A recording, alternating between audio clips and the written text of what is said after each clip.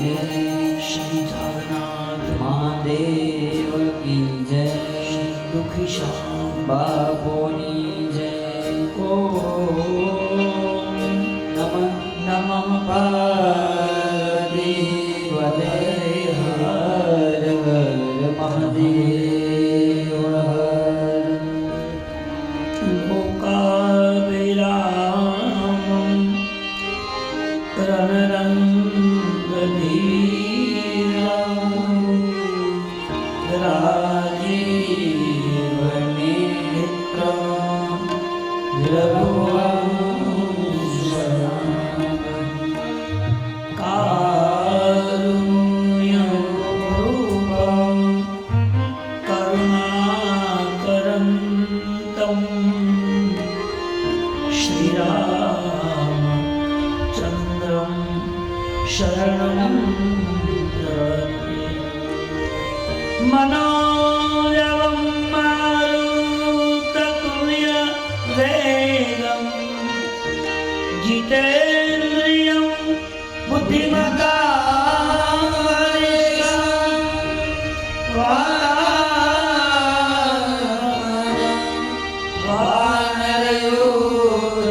वानरयूथमोऽयं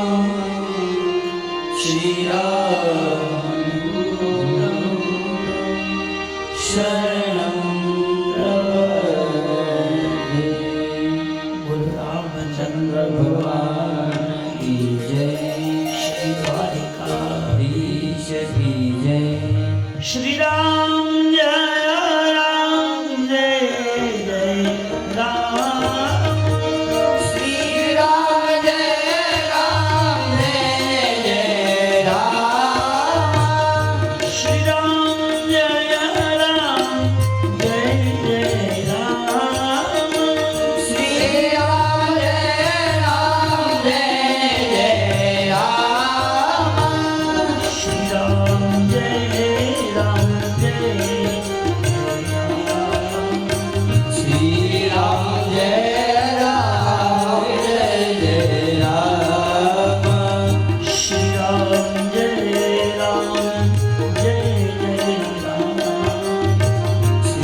राम जय राम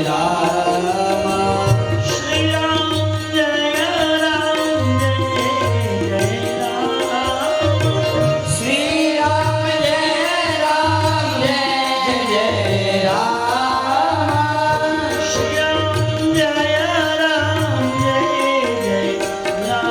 राम जय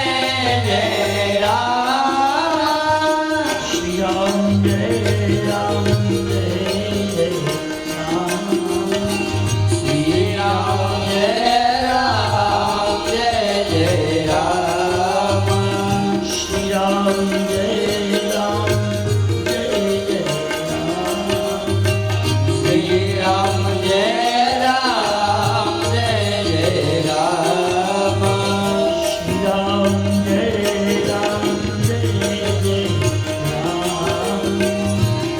राम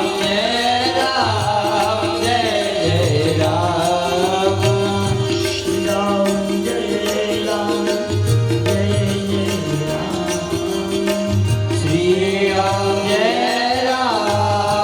जय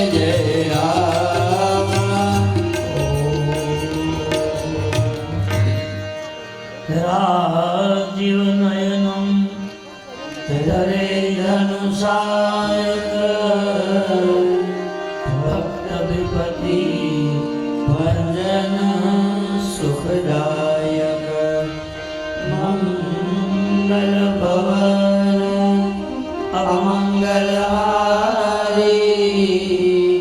द्रवकुसो दशरथ अजिर बिहारी जनक सुता जननी जानकी हरि जय प्रिय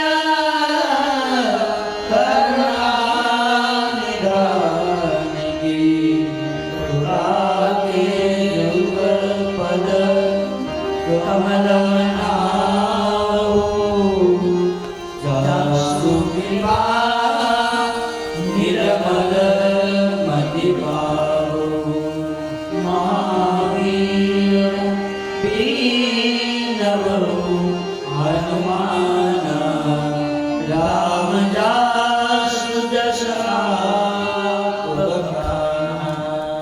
તનવ પવન કુમાર ખલબન પાવક જ્ઞાન જાસુ હૃદય આધાર બસહિ રામ સરદા कुंद इंदु समदेव कुमार करुणामय जय दीन परने करुणा मरदन सिया राममय सकल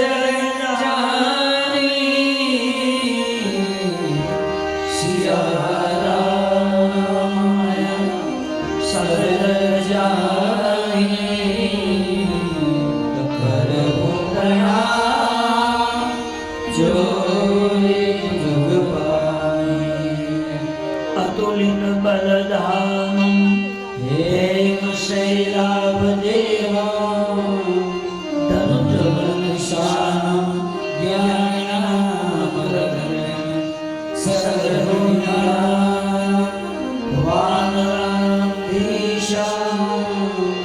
रघुपति प्रियभक्तं वारजातं नमामि वसुदेवसुतं देवं कंसचाणूरमर्दनं देवकी परमानन्दं कृष्णं वन्दे जगद्गुरुं गुरुब्रह्मा गुरुर्विष्णु गुरुदेवो महेश्वर गुरुर्साक्षात् परब्रह्म तस्मै श्री गुरुवे नमः। गुरु रामचंद्र भगवान की जय। जगते त्यागी राम घर आए निकल मंगल मोदन। जगते त्यागी राम घर आए निकल मंगल मोदन। भुवन चारि दस भूगल हमारी सही सुख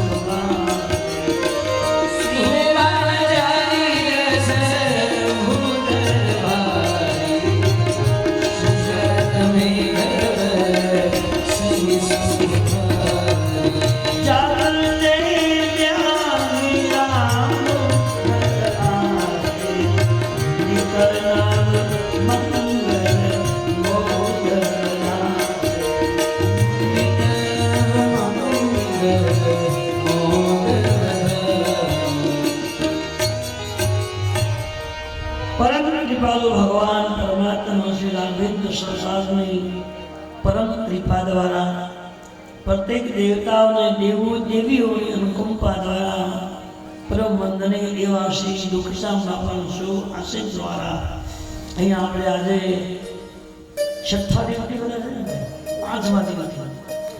પાંચમા દિવસની કથાનો બપોરનો સમય પછીનો આપણે બીજા આરંભ કરીએ છીએ। કથામાં પધારેલા પ્રત્યેક ભક્તજનો શ્રોતાજનો ભાઈ બહેનો મહેમાનો સંત બ્રાહ્મણો ચરમાઈથી કરી પૂજે બધાને જય શ્રી કૃષ્ણ જય સિયારામ। અને આપણે ભગવાનની પવિત્ર કથામાં પ્રવેશ કર્યો છે કે ભગવાન રામજી અને ચારે ભાઈઓનું લગ્ન થયું। ભગવાન અયોધ્યામાં પધાર્યા। તુલસીજી લખ્યું છે અયોધ્યા કાંડ એ મેં સવારે વાત કરી છે। અયોધ્યા કાંડ એટલે કિશોરાવસ્થાનો કાંડ છે। બાળવસ્થા પૂરી થઈ ગઈ। હવે કિશોરાવસ્થામાં વ્યક્તિ આવે બાળક ત્યારે એના માતા પિતા એના માટે શું કરવું જોઈએ, કયો સિદ્ધાંત જરૂરી, કયું કામ કરવું જોઈએ, કયું નહીં કરવું જોઈએ, એની સુંદર વ્યાખ્યા બહુ સમજીએ. એ અયોધ્યાકાંડ લખ્યું છે. તુલસીજી અયોધ્યાકાંડની સૌદા પહેલું લખ્યું છે. યશ્યાંગ કવિભાતી બુધ સુદા દેવા પગા મસ્તકે. ભગવાન શિવજીને પ્રાર્થના કરી, વિનંતી કરી. ત્યાર પછી બીજા શ્લોકમાં ભગવાન રામ જાનકીજીની વંદના કરી. નીલમ બુધમ શ્યામલ કોમલમ સવારમાં બોલી ગયો. પ્રથમ ભગવાન શિવની વંદના થઈ ગઈ.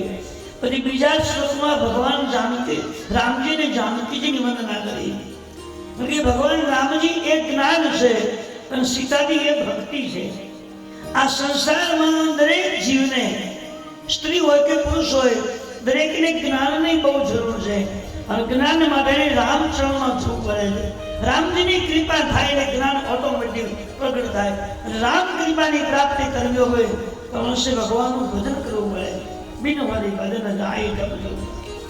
તમે સંસારિક વ્યવહારમાંથી કલાક, 2 કલાક, અડધો કલાક સમય કાઢીને જ્યારે કોઈ ન હોય એકાંતમાં બેસી અને હરે રામ હરે કૃષ્ણ સીતારામ સીતારામ જપ કરો. પ્રભુદાસ બાપા ક્યાં ભણવા ગયા હતા? તો અંગૂઠો મારતા હતા. જીવનાસ બાપા સહી કરતા નતો આવડતો, અંગૂઠો મારતા. છતાં આજે દુનિયામાં ભૂલાય છે શું હતું? બાપા સીતારામ આપણે બાપા કે પોતે સીતારામ બોલાવવાનું આપણે સુતુમ કરતા હતા. આ મોટા મોટો મંત્ર છે બધા, કઈ જરૂરિયાત નહીં. અને શબરી ક્યાં ભરેલા? રામાયણમાં કથા આવે. હા ભગવાન સ્કૂલ શું કહેવાય, અક્ષર શું કહેવાય? છતાં ભગવાન જગતનો માલિક એને મળવા માટે ત્યાં ગોતતા ગોતતા મારી શબરી ક્યાં? વિચાર કરો. એ મંત્રમાં મતલબ માત્ર એમ જ કીધું હતું કે બેટા શબરી ક્યાંય જવાની જરૂર નથી. એક જગ્યા પકડી લે, ભરોસો રાખજે, રામ રામ બસ. અને રામ રામ રામ રામ બોલતા ઘણો સમય થઈ ગયો. અને જગતનો માલિક ભગવાન રામજી લક્ષ્મણજી જાણ્યું. એ લક્ષ્મણજી બની ગયો ક્યાં ગયા? બોલ શબરી શું આપવા? કેટલું પાવન મંત્રમાં અમે આખી કથામાં બીજું બધું યાદ રહે કે ન રહે, એક રામ નામ જો યાદ રહી જાય અને એ આપણી વાણીમાં અને મંત્રમાં જો ઉતવાય તો કંઈક કરવાની જરૂર રહેતી નથી. આપણને ખબર છે કે આ નામ આપણને તારી શકે છે. રામ નામથી બધા પ્રકારનો લાભ મળ્યો છે, પણ છતાં ગવાતું નથી. એનું કારણ શું છે? આપણે જાણીએ છીએ જરૂરી છે, કરવા જેવું છે, આનાથી ફાયદો છે અને બધાને મળ્યો છે, એના પ્રમાણો આપ્યા. છતાં આપણે આપણા મનમાં બોલતનું કારણ શું? કે સકલ પદાર્થ હે જગ માહી ભાગ્યહીના નર પાવે. રામ નામ ગાવું એ ભાગ્યની બાબત છે. તકદીરમાં લખાઈ આવ્યો ને તો બોલાય. એ માતા પિતાનું કંઈ પુણ્ય હોય, કોઈ મહાપુરુષનો આશીર્વાદ તમારી પર હોય, તમારું પ્રયત્ન વજન હોય, ત્યારે તમે રામ શબ્દને ગાઈ શકો છો. છતાં આપણે તો ભાગશાળી છીએ, ખૂબ કહેવાય. આટલી બધી કથા તમને સાંભળવા મળી અને મારા દેવાય અભણ માણસને ગાવાનો સ્પેશિયલ વાક્ય મળ્યું છે. હવે મોટામાં મોટી આપણી બહુ કરુણા કહી શકાય એવું સુવિધા. ઘણી વાર વિચાર કરો, મારા જેવા ભણેલા અભણ માણસને આટલું બધું ભગવાને કેમ આવ્યું? પણ પછી મને ખબર પડી કે સંત ક્રિયા વખતે મેં મહાત્માનો બહુ અનુભવ કર્યો. મોટા મોટા સંતો પાસે બહુ બેઠો છું, બહુ કલાક સુધી મેં એનું મંથન કર્યું છે, સત્સંગો કર્યા. અને સત્સંગથી આપણે મને પ્રાપ્ત થયું. એ તુલસીએ પહેલા લખ્યું છે કે બિન સત્સંગ વિવેક ન હોય, રામ કૃપા બિન સુલભ ન હોય. સુલભ એટલે સારું, જીવનમાં સારું જીવન જીવવું હોય, સારી વાણી બોલવી હોય, સારાનો સંગ જોઈતો હોય, સારી સંપત્તિ જોઈતી હોય, સારું જીવન જીવવું હોય તો સત્સંગ તને સારો કરવો. આપણે તો નસીબદાર છીએ કે દુષ્યામાં ભાઈ આપણને આવો સુંદર માહોલ કર્યો કે આ જગ્યા અહીંયા મંડપ નાખજો, અહીંયા આમ કરજો. એને પગલે આપણે હારી ગયા છીએ. જ્યાં સુધી એની આપણી પર કૃપા છે અને એના મંતવ્ય મુજબ જ્યારે આપણે કરીએ છીએ ત્યાં બધી તકલીફ નહીં આવે. ઓટોમેટિક માર્ગો તમને મળશે. અહીંયા ભગવાન લગ્ન કરી અયોધ્યામાં પધાર્યા છે. આખી અવરમાં આનંદ થયો છે અને મહારાજે સંતો બ્રાહ્મણને ખૂબ ભોજન કરાવ્યું. પુત્રના લગ્ન પ્રસંગે તમામ બ્રાહ્મણોને ભોજન વિધિ કરાવી, સંતોને ભોજન કરાવ્યું અને દાન પૂર્ણ કર્યું છે, વસ્તુદાન બધું દાન કર્યું છે. એટલું જ નહીં પણ સ્વામીજી તો એમ લખે છે કે સોનાની શિંગડીઓથી શણગારી અને ગાયોને બ્રાહ્મણને દાનમાં આપી છે. जब ते ब्याही राम घर आए नितन मंगल बोध बधाए. एक सामान्य સંસારી ઘરે દીકરો પરણીને આવે તો આનંદ મંગળ હોય. તો ચક્રવર્તી રાજાના દીકરાઓ અને એમાં ભગવાનનું લગ્ન થયું છે. કેટલો બધો આનંદ હોય, અતિશય આનંદ છે. અને તુલસીએ તો ત્યાં સુધી લખ્યું છે કે અયોધ્યાની નદીઓમાં અવધની નદીની એ આનંદના પૂર આવ્યા. जब ते ब्याही राम घर आए नित नव मंगल मोद. सुख जरूर છે પણ સુખના પૂર આવ્યા છે. સુખનો કદી પૂર આવે નહીં, પણ એને એમ લાગ્યું મને કયું વર્ણન કરું તુલસી એમ થયું. એને કાયમ લખી નાખ્યું કે નદીમાં બે કાંઠામાં પૂર આવ્યું હોય અને બે કાંઠામાં પૂર જતું હોય અને એ પૂરનું પાણી તમને કેટલા લીટર નીકળ્યું, કેટલા લીટર એ ભરવું હોય તો ભરાય ખરું, માપી શકાય? એટલે પૂર બે ખામાં હોતો હોય, એ ભરી ન શકાય, એને માપી ન શકાય. આકાશમાં વરસાદ વરસતો હોય, અંધાધાર વરસાદ પડતો હોય, એટલે કેટલા ટીપા પડે છે ગણવા કરાય એ પણ સંભાવિત નથી. એવી રીતે ભગવાન રામજીના લગ્ન થયા અને ચારે ભાઈઓ અયોધ્યામાં આવ્યા પછી એ આનંદ કેટલો છે કે તુલસીજી કે ગણતરી ન હદ બાર આનંદ છે. વશિષ્ઠજીએ ચારે દંપતીઓને કુલ પ્રમાણે બધું વિધિ વિધાન કર્યું છે. આનંદમાં થાય દિવસો પસાર થવા લાગ્યા. હવે અવધના લોકોના મનમાં એક ઝંખના જાગી. સબકે કુલયા વિનાશો યસ કાઈ મનાઈ મહેશ આભય સુજુગરાજ કર રામ હી દેવ. અવધના નારીઓ આનંદ તો છે, ખૂબ આનંદ છે, પણ આનંદમાં એક વિચાર આવ્યો છે. એક કામ બાકી રહી જાય. આનંદ તો બરાબર છે, પણ અમારી મનમાં એક જિજ્ઞાસા થઈ છે કે જો હવે રાજા દશરથજી અયોધ્યાનું શાસન રામજીને આપી દે તો મારે હવે કોઈ ઈચ્છા જ નથી. આખા અવધના લોકોએ ભગવાનને વિનંતી કરી છે. અમે સવારમાં કહ્યું હતું ને કે સમગ્ર ગામ આખું ગામ એક બની અને કોઈ પણ ભગવાનની સ્તુતિ કરે, સાધના કરે, ઉપાસના કરે, અનુષ્ઠાન કરે તો 100% એ કામ સફળ થઈ જાય.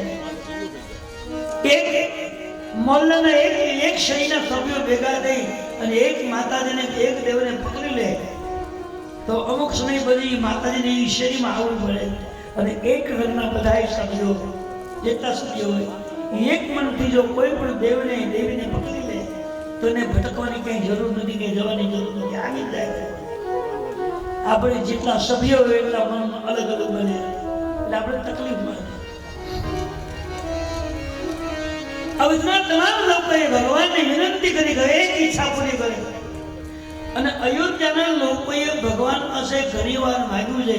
પહેલું માંગણી એ કરી કે દશરથજી મહારાજને ઘરે દીકરાઓ ન હતા તે આખા અવધના નારીઓએ ભગવાનને વિનંતી કરી હતી કે હે ઈશ્વર, અમારા રાજા ધાર્મિક છે, વિધિવંત છે, પવિત્ર છે, યોગ્ય વ્યક્તિ છે, એના ઘરે દીકરા થવા જોઈએ, તમે અમારી ઈચ્છા પૂર્ણ કરો, એના ઘરે દીકરા આપો. તો ભગવાને 4 દીકરા આપ્યા છે. 4 દીકરા તો આવ્યા થયા એને ઘરે. પણ હવે લોકોએ વિચાર એવો કર્યો કે 4 બાળકો સંસ્કારી જો નહીં હોય તો અવધને ઉદ્ધવ પાસે કરી નાખશે. તે બધાએ ભગવાન પાસે માગ્યું કે 4 દીકરાઓ સંસ્કારી બને, ધાર્મિક બને, પવિત્ર બને, ઉપાસક બને, રામ ભગવાનના ભક્ત બને. એ બધી વિનંતી કરી તો 4 બાળકો સંસ્કારી બન્યા, બધા નિયમોનું પાલન કરનારા બન્યા. એક ઈચ્છા પૂરી કરી, બીજી ઈચ્છા પૂરી, ત્રીજી ઈચ્છાનો જન્મ. માણસની ઈચ્છા ભગવાન પૂરી કરે પણ માણસની ઈચ્છા કોઈની પૂરી થતી નથી. એક ઈચ્છા પૂરી થાય તો બીજી ઈચ્છા જન્મે, બીજી પૂરી થાય ત્રીજી જન્મે. ઈચ્છાઓની કદી તૃપ્તિ થતી નથી. ગમે એટલું આવ્યું હોય તો સંતોષથી દાખલો છે હવે નથી જરૂર કીધું કે અધૂરું છે, પૂરું કરતું. ઈચ્છા વ્યક્ત કરી કે તારે ભાઈના લગ્ન થઈ જાય. તો જનકપુરી નગરીમાં ચારે ભાઈના એક સાથે લગ્ન થઈ ગયા. ત્રીજી ઈચ્છા પૂરી થઈ. પણ એ એમ કીધું કે હવે આ ત્રીજી ઈચ્છા પૂરી થાય પછી મને કઈ માગવું જ નથી, બસ કઈ હવે છે નહીં માગવું. અને થોડોક સમય પાછું કીધું કે ભગવાન એ કે છે દશરથજી રાજા રામને ગાદી આપી દે, હવે કઈ માગવું જ નથી, બસ આ છેલ્લી. હવે છેલ્લી માગણી ભગવાને કીધું ત્રીજી ઈચ્છા પૂરી થઈ તો એમ કીધું કે હવે માગવું નથી. પાછું આવ્યું આ ઈચ્છા પૂરી કરો, હવે એક ઈચ્છા ચોથી પૂરી કરો, નહીં માગવાની ખાતરી કરે. માણસનો વિશ્વાસ ન કરે, ભગવાનને ખબર હતી માણસની ઈચ્છા કોઈ દિવસ પૂરી થતી નથી. અને જો થઈ જાય તો તને દેવમાં ઘણા માણસમાં ગણાય નથી. ઈચ્છાઓની તૃપ્તિ થતી નથી જ્યારે, અને થાય ત્યારે તમારા પર ભગવાન રામજીની સંપૂર્ણ કૃપા થાય, તમારું ભોજન પરિપક્વ થાય તો તમને કોઈ ઈચ્છા થતી નથી. ઈચ્છાની ઈચ્છા મરી જાય તો પછી લેવાની ઈચ્છા થતી જ નથી. ભગવાન સંપૂર્ણ તમારા માટે રાજી હોય, તમારા માટે અનુકૂળ હોય તો લેવાની પ્રવૃત્તિ રહે, એ માગવાની ઈચ્છા થતી જ નથી. ભગવાન કૃપા કરે તો બાકી મન એટલું બધું વિચિત્ર છે, ગમે એટલું મળ્યું હોય અધૂરું રહે.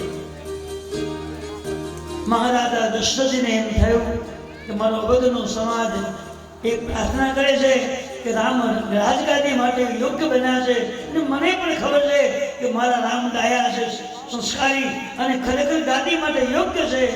અમારે ગાદી આપી દેવી જરૂરી છે. પણ એકલા એને નથી આપ્યું, એને વિચાર કરો ગાદી મને આપવી છે પણ કઈ રીતે? મારા કુલગુરુ વશિષ્ઠ મહારાજે પૂછી આવો, ગુરુદેવ મને આદેશ આપે, ગુરુદેવ મને આજ્ઞા આપે તો મારા પુત્ર રામને હું ગાદી આપે. લોકોની ઈચ્છા તો છે, મારી પણ ઈચ્છા છે, પણ એમ નહીં. સંત મને અનુગ્રહ કરે, હવે આપી દો. સંત મને હુકમ કરે, એની કૃપા જો હોય તો મારા પુત્ર રામને હું ગાદી આપી. કેટલા નિયમો છે ભાઈ. એ તો પોતે રાજા હતા, એ ગાદી એની છે, ગમે તે આપી શકે અને આપે યોગ્ય પણ આપે છે. પણ નહીં, સંત કૃપા મારે મેળવી છે. સારું કામ સંસારમાં જેમને કરવું છે એને ભગવાનની કૃપા, સંતોની કૃપા, સમાજની બધાની કૃપા મેળવવી પડે તો આ સંસ્થામાં તમે સારું કામ કરી શકો. સત્કર્મ એમને થતું જ નથી. સમાજ તમારા માટે રાજી હોય, કોઈ સંત, કોઈ મહાપુરુષો તમારા ઉપર રાજી હોય અને ભગવાન રાજી થાય ત્યારે તમે શું કામ કરી શકો? એમને થતું નથી. રાધે નિર્ણય કર્યો કે મારો સમાજ રાજી છે, હું પણ રાજી ઈચ્છા કરું છું કે મારો દીકરો ગાદી માટે યોગ્ય બન્યો છે. પણ વશિષ્ઠ એને પૂછ્યા, મારા કુલગુરુ છે અને પરમ યોગી સંત છે, સાધક પુરુષ છે, એની સલાહ લઈ આવો. આ સંસારમાં સારું કામ કરવું હોય તો સજ્જનોની, સંતોની સલાહ લેજો. એમને સારું કામ નહીં થાય, બધાની સલાહ લે. અને બધાની સલાહ જો સાચી હોય અને તમે સત્કર્મ આરંભશો ને, એ સત્કર્મમાં ક્યારેય તકલીફ નહીં થાય. ધારે ધારે કામ પૂરું થઈ જાય. સંત કૃપા, સમાજની કૃપા, આપણી કૃપા કરી પડે. સવારમાં વહેલા જાગી નિત્યકર્મ કરી મહારાજ દશરથજી વશિષ્ઠજીના આશ્રમમાં ગયા. એટલે વશિષ્ઠ મહારાજ એના આશ્રમમાં ભગવાનનો નિત્યકર્મ કરી પૂજા કરી રહ્યા હતા. એમાં ઓચિંતા મહારાજનું આગમન થયું. પધારો મહારાજ, પધારો.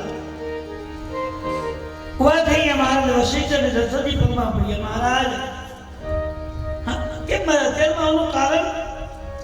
એટલે રાજાએ કહ્યું કે મહારાજ એક પ્રશ્ન મને બહુ મૂંઝવે છે અને એ પ્રશ્ન લઈને આવ્યો છું. બોલો શું છે? મહારાજ આખો અવધનો સમાજ એવી ઈચ્છા કરે છે કે રામજી હવે લાયક બની ગયા છે તો એને રાજગાદી આપી દો. આજ મને પણ એમ લાગ્યું કે મારો પુત્ર રામ ગાદી માટે યોગ્ય બન્યો છે તો મને એને ગાદી આપે છે. પણ તમે મને રજા આપો, તમારી મંજૂર હોય તો તમે મને કહો, ગાદી આપી દો. તમને પૂછવા આવ્યો. વશિષ્ઠજી રાજી થઈ ગયા. બોલા મહારાજ, રામ જેવી સજ્જન વ્યક્તિ, યોગ્ય વ્યક્તિ એ અવધની ગાદી પર જો આવતો હોય તો મારી સંમતિ જ હોય. જાઓ આપી દઉં કહું, જાઓ આપી દઉં. નહીં મહારાજ, તમે જે મંત્રી મને આપતા હોય તો મને મુહૂર્ત જોઈજો કે કઈ તારીખે, કેટલા વાગે, કયા સમયે એ ગાદી મને કઈ રીતે આપવી, મુહૂર્ત કાઢી આપ્યા. વશિષ્ઠની આંખમાંથી હરખ ઉભરાયો છે કે રાજા અતિ હરખથી રામને રાજી થઈ ગાદી આપવા સંમત છે, પણ ડાયરેક્ટ ગાદી મને એવો કોઈ સંયોગ નથી. અને કદાચ હું મુહૂર્ત કાઢી આપું તો જ્યોતિષ શાસ્ત્ર અને બ્રાહ્મણનું વાક્ય ખોટું પડી જાય, અને ના આપું તો જે હરખથી રાજા આવ્યા છે એના દિલને દુઃખ થશે, આઘાત લાગી જશે. શું કરું? હા કીધા છે નહીં, ના કયો ન જાય. હા કે ના કે બીચ મેં રામ રહ્યો સમાય. ના કહી શકાય ના કહી શકાય. મહારાજ મૂંઝાઈ ગયા. શું? પણ વશિષ્ઠ તો યોગી પુરુષ છે. એને કહ્યું મહારાજ એક વાત સાંભળી લો. જો તમે રામજીને અયોધ્યાનું શાસન આપવા માટે મને પૂછવા આવ્યા હોય તો રામજીને ગાદી માટે મુહૂર્તની કોઈ જરૂર નથી. ગમે ત્યારે જ્યારે તમે તૈયારી કરી લો, તમારી તૈયારી થઈ જાય અને જે સમયે રામજી ગાદી આવે ત્યારે મુહૂર્ત બરાબર જ છે. જાઓ, નો તિથિવાર આપ્યા, નો તારીખ આપી, નો સમય. જાઓ, તૈયારી થાય, ગાદી હોંપી લો. सबके उरय अभिलाष यश काई मनाई महेश. आप यश चुप राज पद राम ही देव. महाराज જો રામજીને અવધનું શાસન આપવું હોય તો એના માટે મુહૂર્તની જરૂર નથી, કારણ કે રામ સત્ય છે અને અયોધ્યાની ગાદી પણ સત્ય છે. શક્તિ વ્યક્તિ શક્તિ કામ સોંપવું હોય તો એના માટે મુહૂર્તની શું જરૂર છે? જ્યારે ગાદી આવે તે મુહૂર્ત બરાબર જવા છટકી ગયા કે કાલે હું મુહૂર્ત આપું, કદાચ ન મળ્યો હોય ગાદી તો મારું નામ તો કઈ ના આવે. જ્યોતિષ શાસ્ત્ર કલંક ના એટલે કીધું તમે મુહૂર્ત ગાદી આપી દો, મુહૂર્ત હાલત જાઓ. રામજીની ગાદી માટે મુહૂર્ત ના હોય.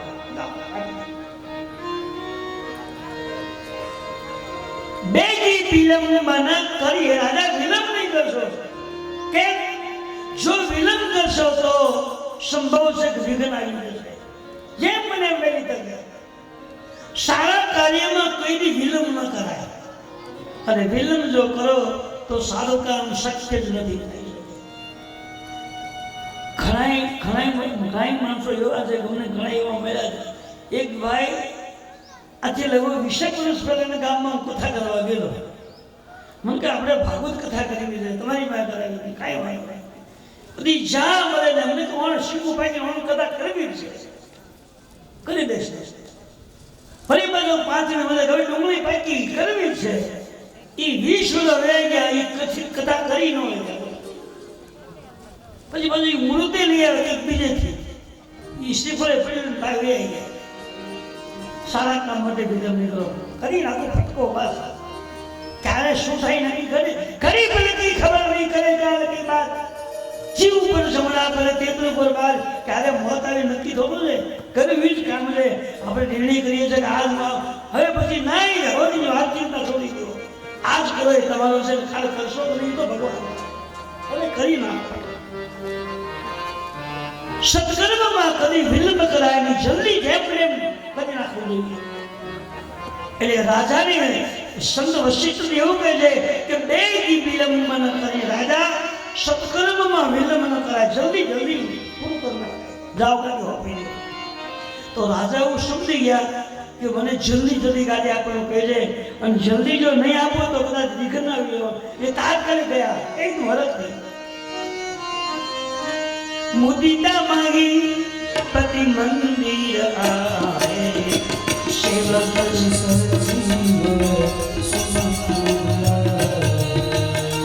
एकदम राजी थी. दौड़ता दौड़ता महाराज मंत्रियों ने बुलाया, नगरजनों ने बुलाया, तमाम नंदानियों भिड़ा गया.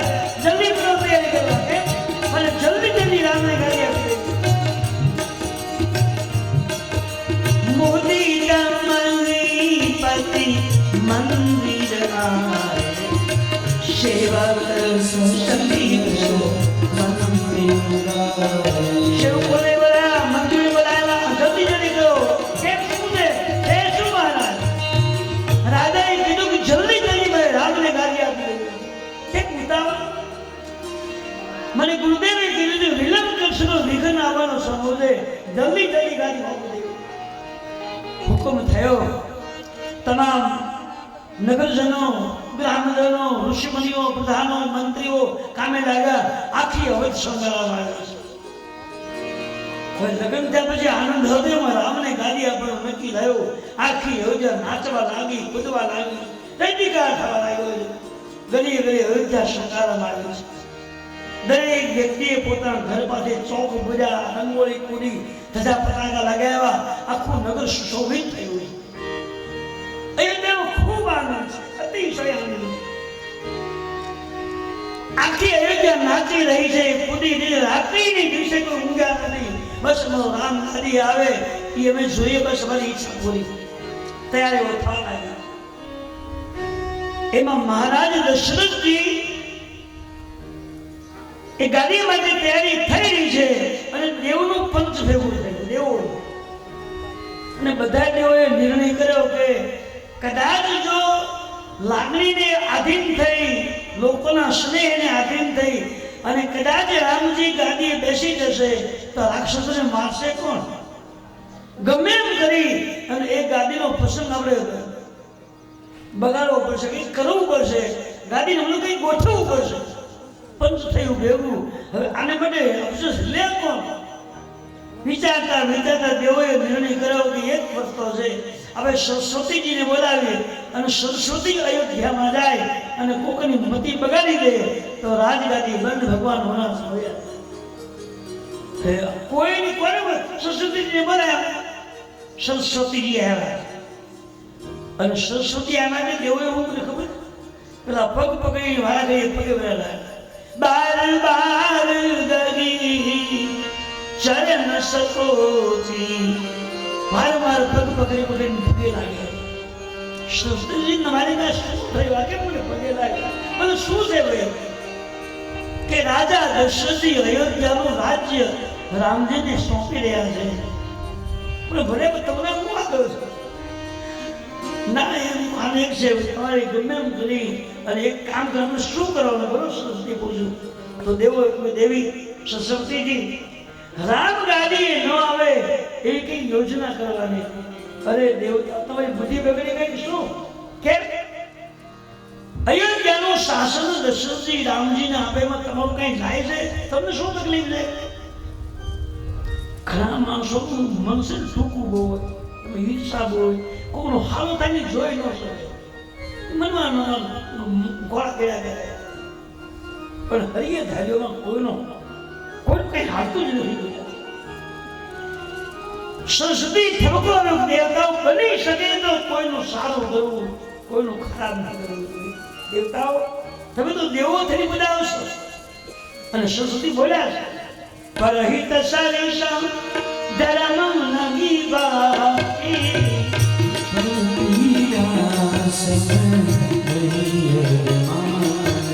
દેવતાઓ કોઈનું સારું કરવું એના જેવું મોટું એક ખુદ નથી અને કોઈનું ખરાબ કરવા જવું એક મોટું પાપ નથી.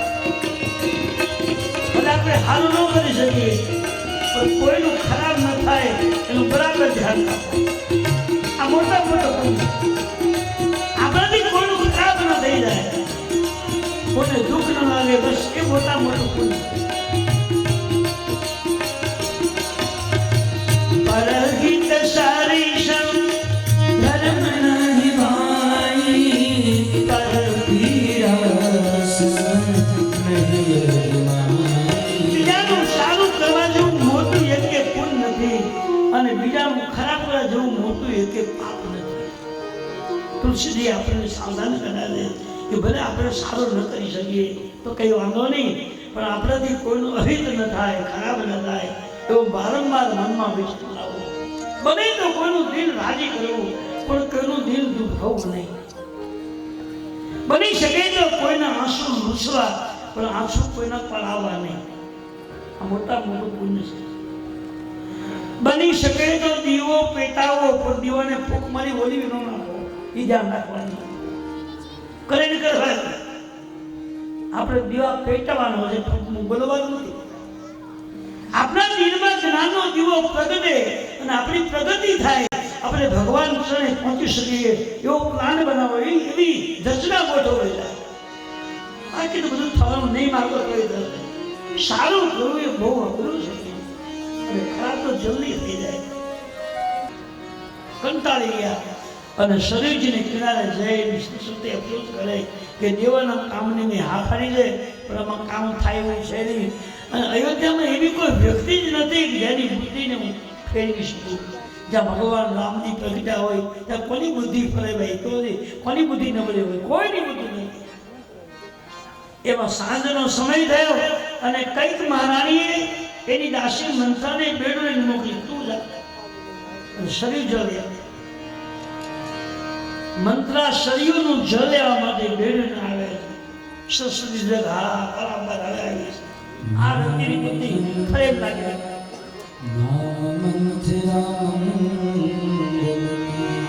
સરસ્વતી વિચારો આની બુદ્ધિ ફરે શું કામ?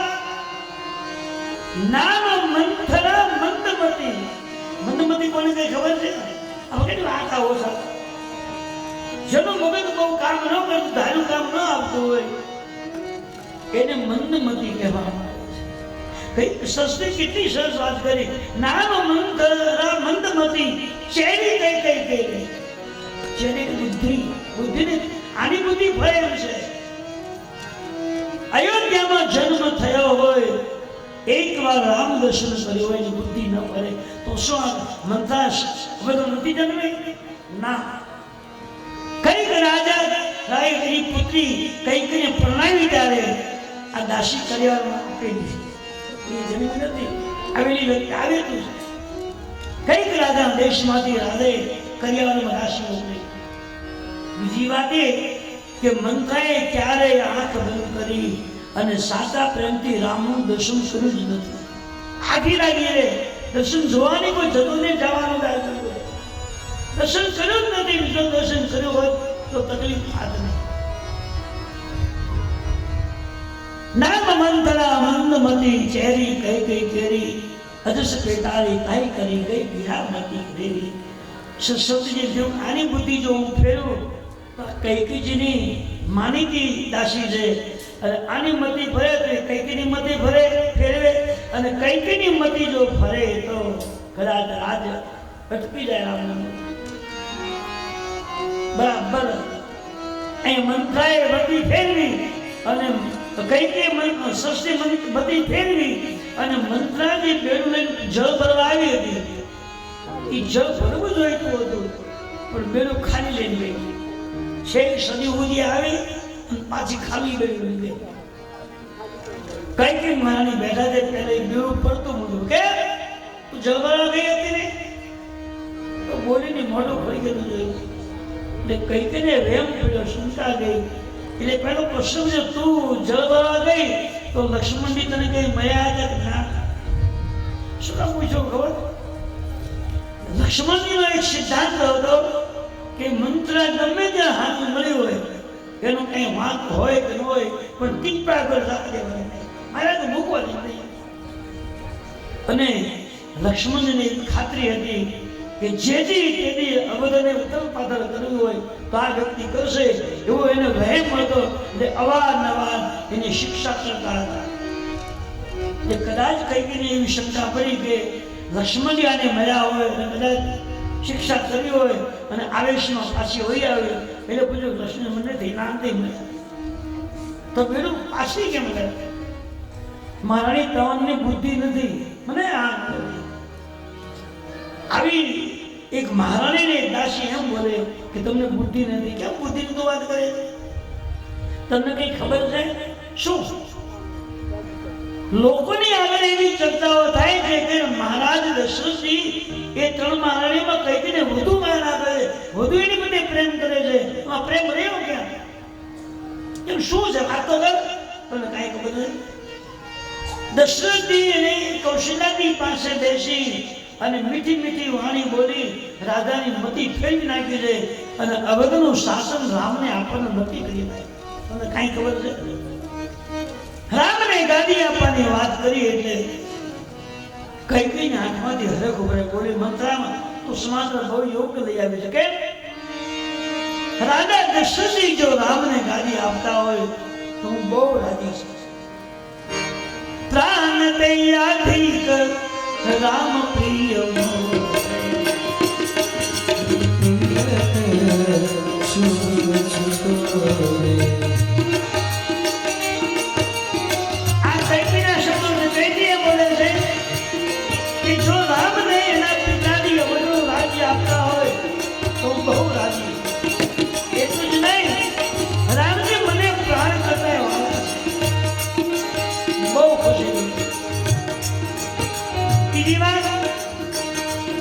મારી ભગવાન પાસે એક પ્રાર્થના છે, એક વિનંતી છે કે મને હજી એક વખત નારીનો જન્મ મળે, સ્ત્રીનો અવતાર. આ કઈ કેના વાક્ય? એક વખત મને સ્ત્રીનો જન્મ મળે અને એ જન્મમાં મને રામ જેવો દીકરો થાય અને જાનકી જેવી પુત્ર વધુ મને મળે. આ કઈ કેનો વાક્ય? જો બીજી જન્મ દે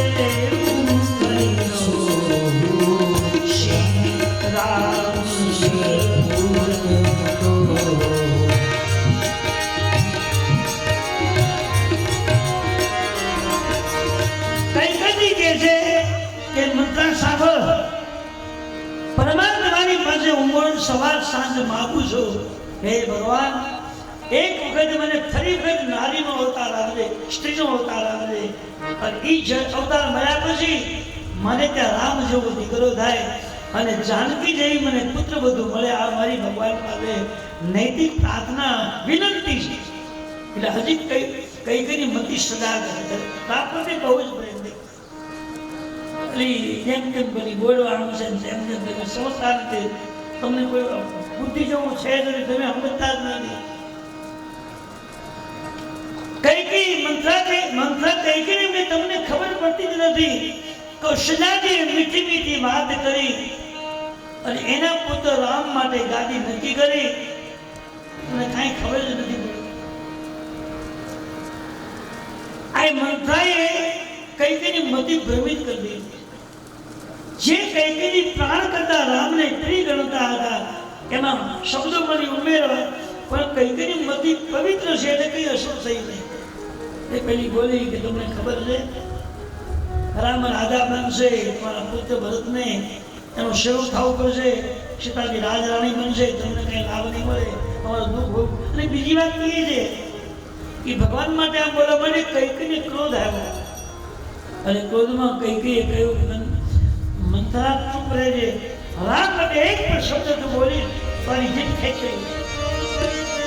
એક લાત મારી અને કઈ બોલ્યા છે કાને ગોરે કુબરે કુટિલ કુચાવી જાને વિશેષ કરજે ભરત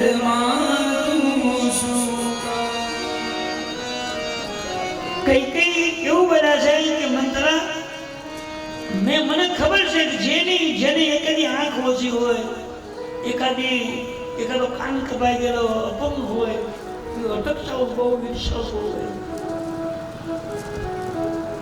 અંગ જેનું વાંકું ચૂકવું હોય એ અટકચાઓ બહુ હોય. એમ કઈ આ કહેવાનું કારણ શું? તો મંત્રાનો અંગ આખું વાંકું ચૂકવું. એક આ ટકો છે, એક કેળેથી વળી ગયેલી છે, એક આખું અંગ વાંકું ચૂકવું. એટલે કઈ કીધું કે આવું વ્યક્તિ અટકચાઓ હોય, એનો ઈર્ષા હોય, એ કોઈનું હારું જોઈ ન શકે, અદેખાય બહુ હોય છે. મંત્રા એકદમ સાવધાન બને છે અને કઈ જે લાત મારી મંત્રા પડી ગઈ અને પડી ગયા પછી કઈ બહાર નીકળ્યા છે. હજો બહાર નીકળી ગયા તો વાંધો ન આવે, પણ પેલી પડી ગઈ ને પાદ વાગવાથી એ પડી બોલી પાછી કે મને હું ખબર, હું કહેતો નહીં, મને તો ગમે રાજા બને, મને જે સુવિધા મળવાની છે, મને રહેવાનું જે મળવાનું એનો કોઈ ફરક થવાનો નથી. આ તો તમારી અંગત વ્યક્તિ છો અને ઘણા ટાઈમથી તમારી સાથે રહું છું એટલે તમારું અહિત મારથી ન જવાયું એટલે મેં કીધું હવે ન કહું, જે થવું એ થાય. એ શબ્દ કૈકીના કાનમાં પડ્યા કે હું તમારો અહિત કરવા ગઈ, હવે ન કરું. એ કૈકીનો હાલત જાગી, મનમાં જંકના જાગી કે ખરેખર મંત્ર મારી અંગત વ્યક્તિ છે, મારું હિત કરવા માંગે છે. એટલે કૈકીની હાલતા હાલતા છે પગલું ધીમું કરી નાખ્યું, ડગલું ધીમું કરી નાખ્યું. કે આપણે સમજી કે ધીમા પડ્યા એટલે પાછું બોલી મને સુવિધા મળવાની છે, હું તો તમારી અંગત વ્યક્તિ છું, બાલ્યવતાથી તમારી ભેગી રહું છું અને તમારી ભેગી આવી છું કે તમારું હિત મારથી નથી જોવાનું. ક્યાં તો કઈકીની મનમાં સમજાઈ ગયું કે આ મારું ખરેખર સારું જ કરે. એ કઈકી પર પાછા આવ્યા, જતા તે અટકી ગયા, ભગવાન પાછા આવ્યા. મંથરા તું શું કહેવા માંગે છે મને સમજમાં નથી આવ્યું, મને સમજાવ તો કરી. હવે મારે કાંઈ સમજાવવું નથી. કેમ મારે કાંઈ નથી કર્યું. હું કદાચ કાંઈ ન કરું તો મને જે સફળતા મળવાની એ તો મળવાની છે. મારે કેવું નથી ને, બોલે કહું તો થપાડ મારો જીત ખાઈ ગયું તો આવું હું કામ કરું? મારે કાંઈ નથી કર્યું. નહીં મમતા, મને વાત કર. અને કઈ જેવી મહાન મહારાણી એ મંત્રને વિનંતી કરે, એટલું જ નહીં પણ મંત્રને એમ કહ્યું તો મંત્ર તું એક વાત કર, હું તને ખરેખર કે નહીં, મારે કઈ સાંભળવું નથી.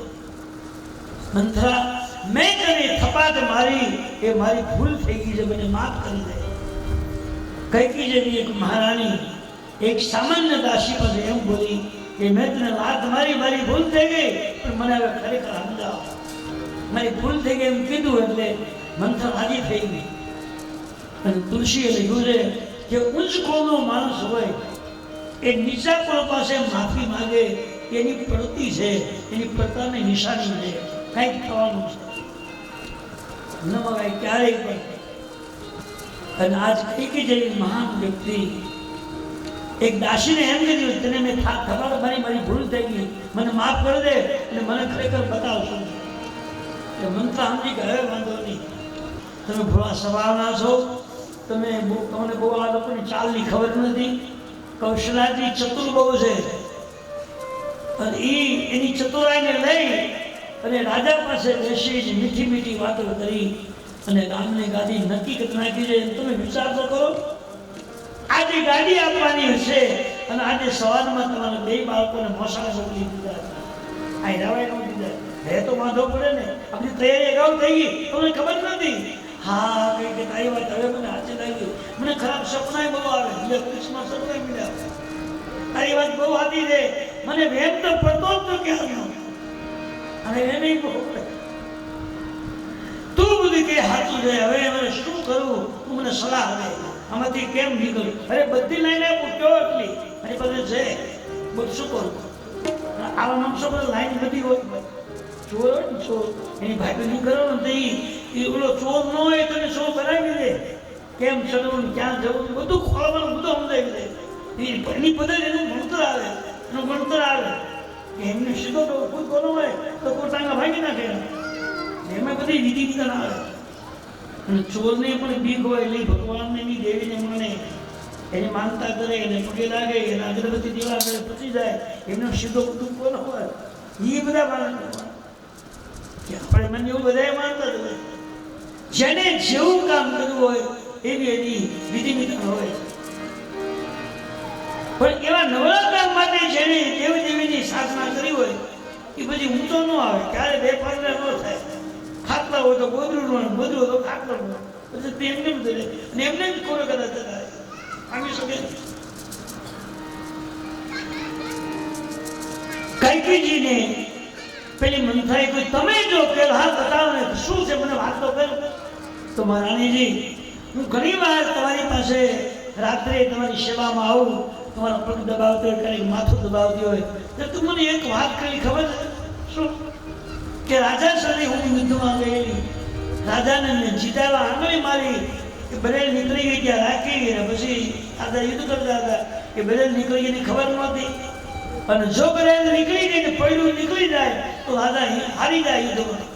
મેં મારી આંગળી ટેકાવીને જીતાવ્યા. પછી રાજા એ જોયું તો આંગળી છોલાઈ ગઈ અને રાજાને વિજય મળ્યો. એ વિજય મળ્યો પછી રાજા બહુ રાજી થયા અને એને એમ કીધું કે કઈ કઈ માગો માગો. આજે શું કે આજે હારી જવાનો હતો, જો તમે તમારી આંગળી નો છોલી નાખી હોત તો મારું વિજય થાત જ નહીં, હું હારી જાત, તો મને વિજય બનાવ્યો છે, બોલો શું આપા?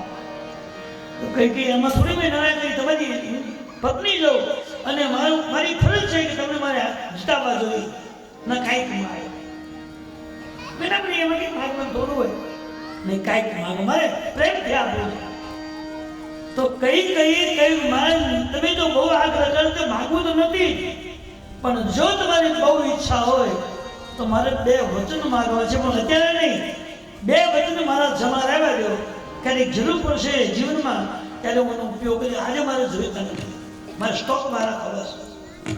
બે વચનમાં એનું બંધન કરી લીધી. એ વાત કઈ એક વખત રાત્રિનો સમય હતો અને પેલી મંથરા સેવા માટે આવેલી અને એ પગ દબાવતી ત્યારે વાતમાં વાત નીકળી અને કઈથી બોલાઈ ગયું કે રાજા પાસે મારા બે વતન થાપણ મળ્યા છે.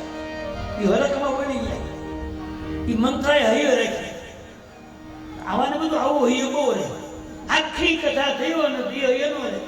પણ કંઈક ભૂલ પડી હોય જો ને તમે ભૂલ કરી ન રાખી. આ મુદ્દો ભૂલાઈ ગયો પણ તું વાંચી લેજે તો એવું ભૂલાઈ જાય એવું થોડું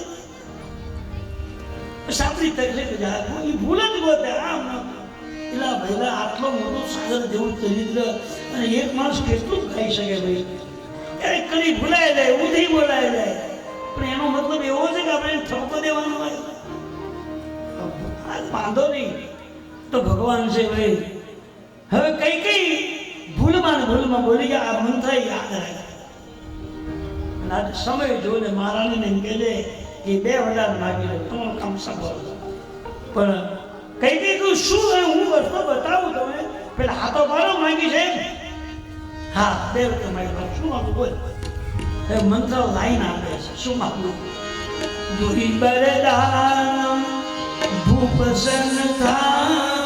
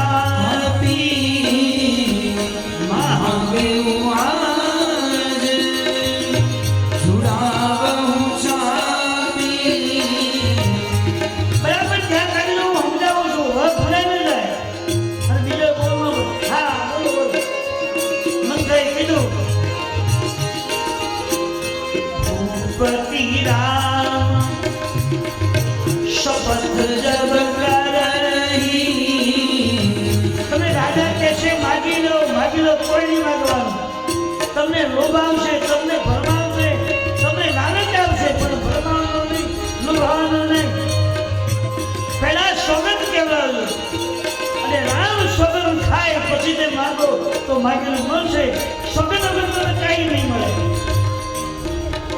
ભલે પહેલા હું સોગંદ ખવડાવીશ અને પછી તે વડાને શું માગવાનું બતાવો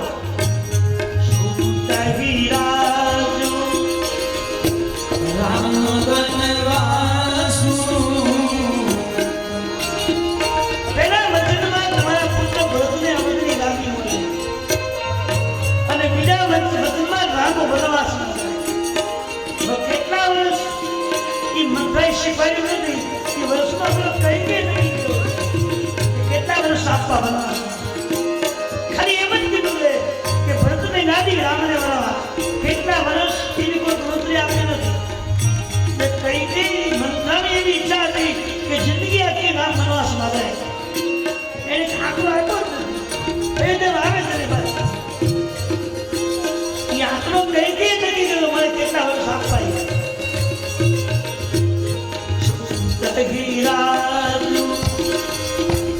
રામ બનવાસુ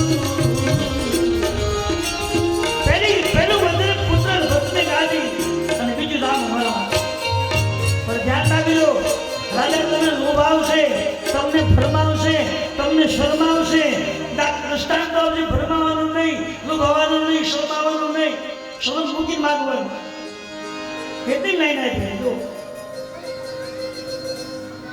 જ્યાં સુધી રાજા રામ શબ્દ ન ખાય ત્યાં સુધી માગશો નહીં અને જો માગશો તો તમને કાંઈ નહીં મળે પેલો રામ શબ્દ છે પછી પેલું વચન ભરતની ગાદી રામને વનવાસ તો બધું મળશે ભલે પેલા સોગંદ નહીં સોગંદ પેલા હું માગણી નહીં કરું અને પછી વચન એ માગે છે કે ભરતની ગાદી મળે રામ વનવાસ બરાબર હવે શું કરવાનું એટલે મંથાએ પ્લાન બતાવ્યો કે તમારે બધાય ઘરેણા પહેરો ને કાનમાં નાકમાં આંખમાં એ બધું કાઢી મૂકી દેવાનું બંગલી બધું કાંઈ નહીં પહેરવાનું કેમ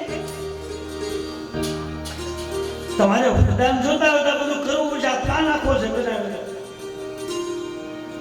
અરે આપણે બધું કામ કરશો તો નહીં તો નહીં પડે.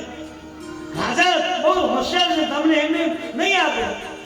હા બરાબર છે, તો હવે આપણે એ બધું મૂકી દો. પછી બીજું, અને આ તમે જે કિંમતી કપડા પહેર્યા છે ને એ એક બાજુ મૂકીને કાળા કપડા પહેરી લેવા. કાળા બસ આ કરવું પડે એવું લાગે નથી. કઈ મંથાને આધીન થયા. એક ચક્રવર્તી મહારાજની મહારાણી અને જે રીતે ભરત જેવા પુત્રો છે આ કઈકીની મતી મંથાઈ ફેરવી નાખી. આવી એક મહાન મહારાણીની મતી એક સામાન્ય દાસે ફેરવી નાખ્યો તો આજે કોઈની મતી ફેરવામાં નવાઈની વાત ક્યાં? એટલે તુલસી લખે છે કે નિર્માણ મોહાદ સંગ દોષા. હલકા માણસનો કોઈની સંગ ન કરાય અને હલકાની કોઈની વાત સંભળાય નહીં. જીવન આવું જેવું પ્રભુ બધા કરો. ગીતાની વાંચો, રામાયણ વાંચો, એમાં કેટલાક શ્લોકોને સોંપાયો લખી છે. બસ વાંચો. કોપ સમાજુ સાધુ સત સોઈ. એક મંથાણા કહેવાતી મહારાણી કૈકેયીએ આભૂષણો એક બાજુ મૂકી દીધા, અમુકનો વેશ પહેરી લીધો. એટલે કઈ વિચાર નથી કર્યો. એટલા બધા મંથાના વાક્યમાં આવી ગયા છે, એટલે બધા રંગાઈ ગયા છે. જેમ કહે કાળા કપડા પહેરી લીધા છે, બધું આભૂષણ એક બાજુ, અને કીધું તમારા મહેલમાં જઈ અને પલંગથી નીચે બેસી જાઓ. રાજા આવે તો બોલવાનું નહીં, વાત કરવાની નહીં, તમને મનાવશે, ફોલાવશે, શરમાવશે, ભરમાવાનું નહીં, શોભાવવાનું નહીં, ધ્યાન રાખવાનું. કઈ નાના હું હામે જ બોલો, બધું વાત અહીંયા બરાબર સાંજનો સમય છે અને આખી અયોધ્યાનું સમાજ નાચી રહ્યું છે. ખુદે જય જયકાર થઈ રહ્યો. મહારાજ દશરથજી બજારમાં નીકળ્યા છે. સાંજ સમય સાનંદ ગયું કઈ ગે. સાંજનો સમય છે અને રાજા બજારમાં નીકળ્યા છે. આખો અયોધ્યાનો સમાજ નરનારીઓ બધા નાચી રહ્યા છે. બધી જય જયકાર થયો છે. આખો બધું શૃંગારેલો છે. ધજા પતાકાઓ બધું રંગોળીઓ ચોક પડેલા છે, ત્રણ પતાકા લગાવેલા છે. નદીકા થઈ રહ્યો છે અને અયોધ્યાના લોકો નાચે છે, કૂદે છે અને બધાના આંખમાંથી હરખના આંસુ વહી રહ્યા છે અને મુખમાંથી હરે રામ હરે કૃષ્ણ ગાય છે. જય સીતે જય સીતે જય જય રામ જય જય કઈ રે અયોધ્યા. જય સીતે જય સીતે જય જય શ્યામ જય જય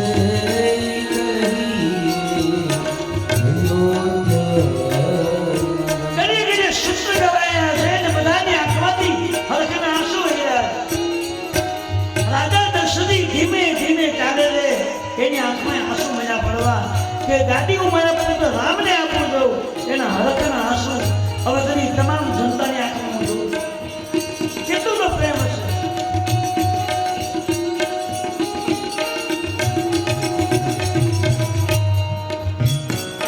જય સીતે જય સીતે જય જય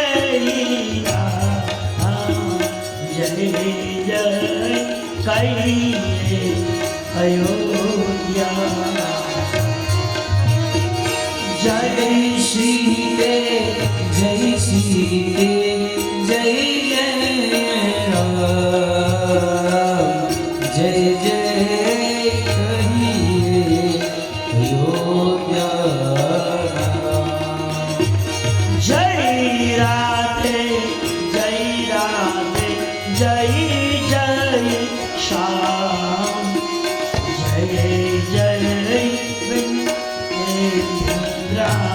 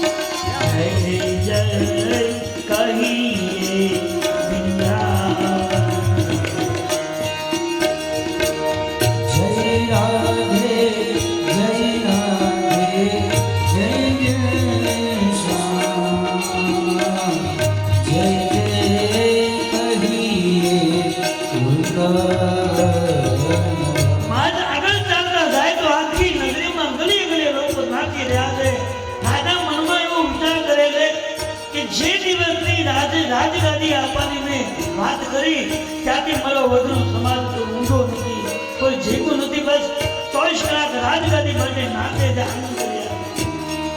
એમાં આગળ ગયા એટલે કૈકેયીના મહેલમાં જવાનો રસ્તો આવ્યો છે. સાંજ સમયે સાનંદ નૃપ ગયેલું કૈકેયી આગળ બધા ગયા તો કૈકેયીનો જ્યાં મહેલ છે એ મહેલનો રસ્તો આવ્યો છે. રામે વિચાર કર્યો કે ભગવાન રામજીને અયોધ્યાની ગાદીમાં આપી દે, એ સમાતરને બધાને આપી દે છે, પણ હજી કૈકેયીને હું મળવા નથી ગયો. લાવને અત્યારે કહેતો હતો ટાઈમ છે, ત્યારે પછી કદાચ સાંજે ટાઈમ રહે કે ન થાય, હું જઈને એને કહેતો જાઉં માત્ર આપતો કાલે રામને ગાદી આપી. એવો વિચાર કરીને મહારાજ પગલું ભર્યું અને કૈકેયીના મહેલમાં જવા માટે જ્યાં કદમ ભર્યું, એક પગલું ભર્યું, ત્યાં જમણા પગમાં ઠેસ વાગી, થોડું લોહી નીકળ્યું છે. રાજા ઉભા રહી ગયા કે મેં કૈકેયીના મહેલમાં જવાનો વિચાર કરી અને કદમ ભર્યું, પગલું ભર્યું, ત્યાં મને અપશુકન થાય છે.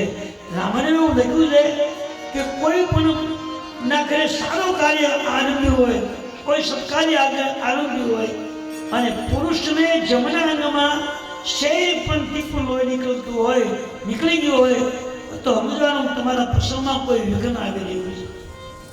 અને જેને ઘરે પ્રસંગ હોય એવી કોઈ સ્ત્રીઓને ડાબા અંગમાં વાગ્યું હોય અને એક બીજું લોહીનું જો નીકળ્યું હોય તો એના વ્યવહારમાં, એના પ્રસંગમાં કંઈક વિઘ્ન આવે છે. એ સંકેત છે.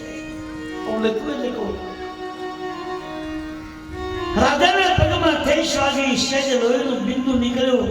મહારાજ ઉભા રહી ગયા કે કૈકેયીના મહેલમાં જવાનો સંકલ્પ કર્યો અને મને કંઈક વિઘ્ન હોય એવું લાગે છે, કંઈક બન્યું હોય એવું લાગે છે.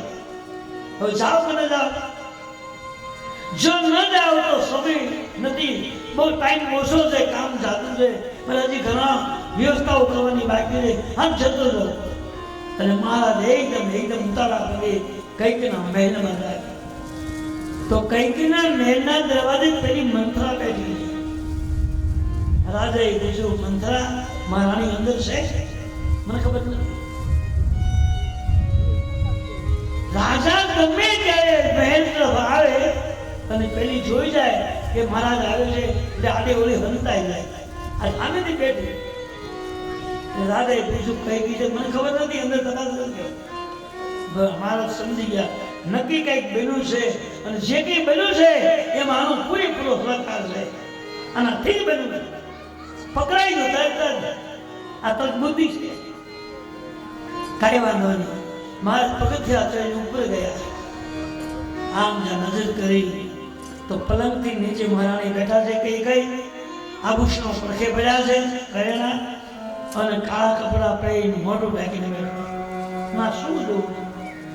આખી અવધમાં આનંદ થયો છે. અને કઈ આવું શું કામ કર્યું? ઘણી તો મહારાજની હિંમત ન ચાલી, પણ નિર્ણય કર્યો આટલો બધો આનંદ છે અને કદાચ લોકોને ખ્યાલ પડશે તો હમણાં કંઈક નવા લોકો વિચારમાં પડી જશે. મહાદેવ એકદમ ઉતારા પર ગયા. કઈ શું થયું તમને? કઈ હામો નહીં થયું. કઈ તમને એવું કહ્યું? શું થયું? જલ્દી બોલો. કઈ નથી બોલતા. મહારાજ બાજુમાં આવ્યા. કઈ તમને કદાચ ખબર હોય તો વાઇસ કહી દો. બધું શું છે તમને કદાચ ખબર ન હોય તો આવતીકાલે સવારમાં અયોધ્યાનો રાજ હું રામજીને આપવાનો છું. છતાં કૈકેયી હામો નહીં થયું. રાજાએ કૈકેયીનો હાથ પકડ્યો છે ને બોલા, કૈકેયી કે હે તું રાની રી શાની પરસ,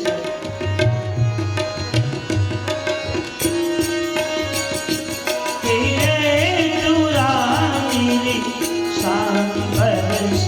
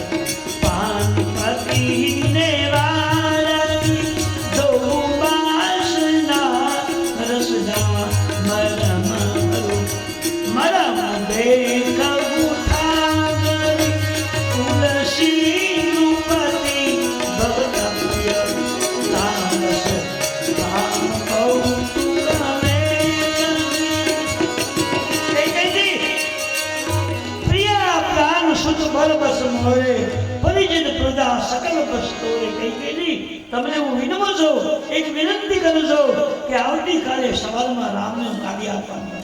મારી આખી વડનગરી કેટલા દિવસથી નથી જેના નથી ઊંઘ્યા, 24 કલાક રાજભિષેકની તૈયારીમાં લોકો નાચી રહ્યા છે. તમે શું થયું વાત કરો? મારે નથી કર્યો કે મને કેસો ખબર પડશે.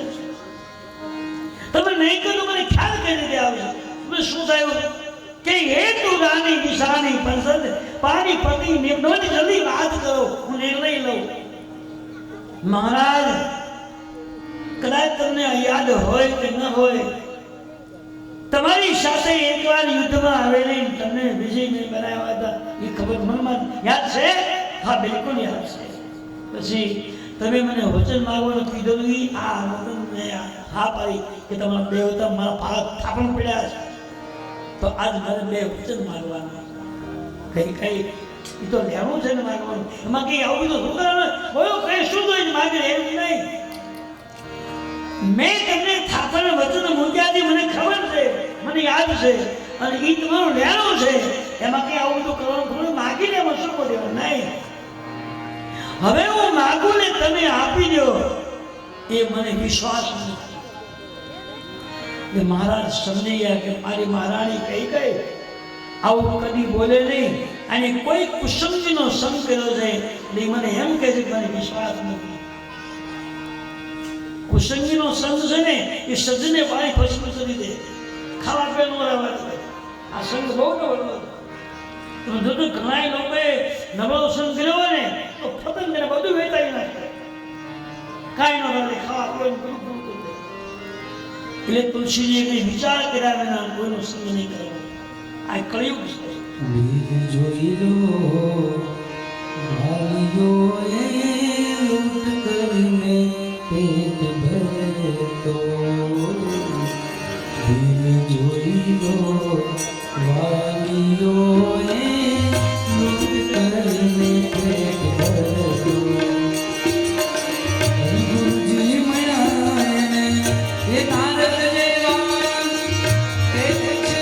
રોજ રામાયણ પડતો. કોણ કહે છે કે રંગ નથી ચડતો, કોણ કહે છે કે રંગ નથી ચડતો.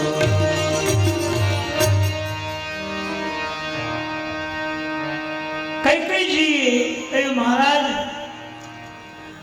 વચન માગી લેવું, પણ તમે એમ કહો કે ન બધું મને રામજીના સોગંદ છે તો માગું, જે માગતી નહીં. અરે કૈકેયી, જેને આવતીકાલ સવારે મારે અવધનું શાસન આપ્યું છે એના સોગંદ તો હું નહીં ખાઈ શકું ને. એમાંય રામ તો મને પ્રાણ કરતા પ્રિય છે, સોગંદ તો હું નહીં ખાઈ શકું.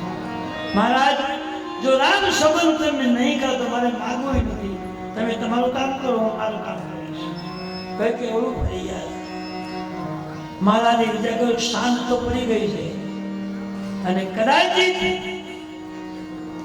જો કઈ કહે છે હું નહીં આપું નહીં એને બનાવો અને હું કદાચ જતો રહું અને પાછળથી કઈ કરી નાખ્યો તો મારો પ્રસંગ ચાલે બગડી જાય. ભરોસો ન કરાય. બીજી હુઈ નારી હૃદય ગતિ જાણી સ્ત્રીનો વિશ્વાસ ન કરાય ક્યારે હોતો રહી. કૃષ્ણ લખેલી વાત કરું. દીદી નારી કરમ ગતિ જાણી સકલ ભરણ અવગુણ ખાન. સ્ત્રી જે છે કપટની ખાણ છે. તો તુલસીજી ચોપાઈમાં લખ્યું એ ગમે એવું નાટક જો સારું નાટક ભજવે તો તમને ભવસાગરમાં તારી દે અને જો ઓલું કર્યું હોય તો બધું બરબાદ કરી દે. કઈ આવવાનું તો સ્ત્રી છે. અને એક જગ્યાએ તુલસી એવું લખ્યું છે કે સ્ત્રી જે છે એ લક્ષ્મીજીનું સ્વરૂપ છે. બધાને બરાબર નથી કે ઘણામાં એકાદ બે જ ગમણું હોય બાકી બધા થોડા. તુલસીજીએ એ જગ્યાએ વર્ણન કર્યું છે કે સ્ત્રી લક્ષ્મી સ્વરૂપ છે. એ ધારે તમને દેવ બનાવી દે અને ધારે ઠાકોરજીને ઘરમાં લાવી શકે એ તાકાત એની પાસે છે. કઈ કયું મહારાજ સંબંધ કા તો નહીં કરને કે અવધની ગાદી પર કેટલું એક બોર્ડ મૂકેલું છે. રઘુરાજાએ અયોધ્યાનું શાસન સંભાળ્યું ત્યારે એને બોર્ડ લખ્યું હતું. એના પછી ઘણા રાજાઓ રાજ કરતા કરતા વયા ગયા પણ એ નિયમનો ભંગ કોઈ નથી કર્યો. આજ હું નહીં કરું માગી લો ના મહારાજ એ લખેલું સાચું તમે વાંચ્યું એ સાચું તમે બોલાય એ સાચું મેં જોયું સાચું પણ મને વિશ્વાસ નથી. રાજા સમજી ગયા કે કઈ કઈને કોઈ કુસુમનો બરાબર રંગ જાય. રઘુકુલ રીતિ સદા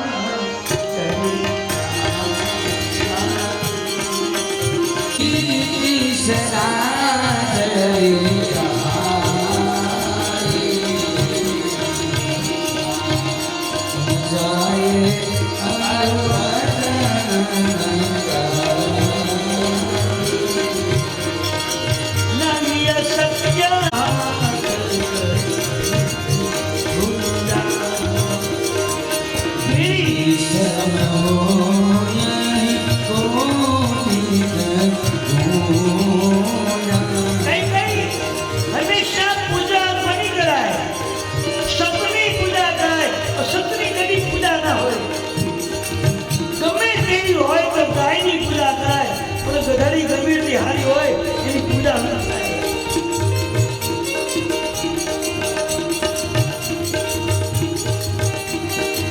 નય સત્ય સમપાત હંમેશા પૂજન સત્યનું થાય અસત્યનું પૂજન ન થાય.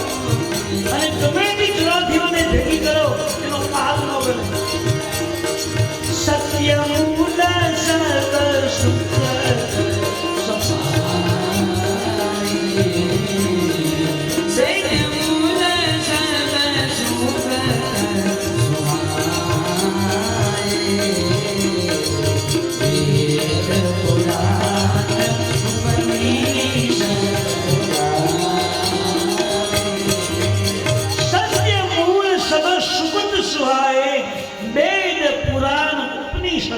વેદોએ ગેરંટી આપી છે, શાસ્ત્રોએ ગેરંટી આપી છે, પુરાણોનો મત છે કે સત્યને મેળવવું અઘરું બહુ છે.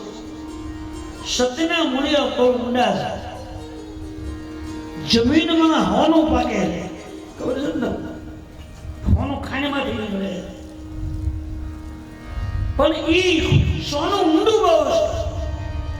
એટલા બધા કિલોમીટર ઊંડું છે કે તમે જો હોનું લેવા જાઓ તો મળે ખરું પણ એ લઈને પાછા બહાર આવો તો જીવતા આવ્યા તો નહીં તો અન્યાય રહ્યો.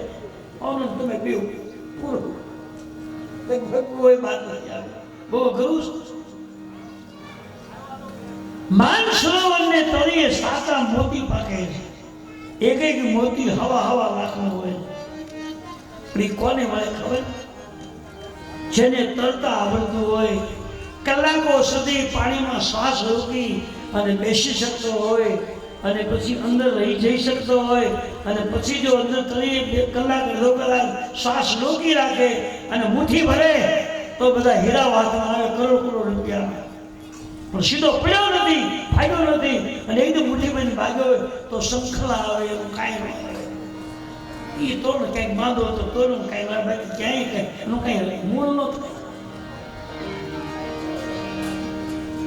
સત્ય મૂળ સત સુકૃત સહાય. સત્યને મેળવવું આ સંસારમાં બહુ અઘરું છે. આજે તમે જુઓ, આટલા વર્ષોથી તમારી સામે હું કથા ગાતો વૃદ્ધ બની ગયો. મારી સામે ઘણા છોકરાઓ નાના હતા, મારી સામે જન્મ કરવાના થયેલા હતા. એટલા વર્ષ સુધી કથા ગાઉં છું, પણ એક કાનમાંથી 500 બાઈકોને યાદ રહી ખરી ગઈ. રહીને હું અહીંથી પકડી લાગ્યો, એમને તો બહુ લાગ્યું. પણ યાદ આ તો યાદ આ સત્ય બનતું છે અને સત્ય જલ્દી મગજમાં ઉતરતું નથી.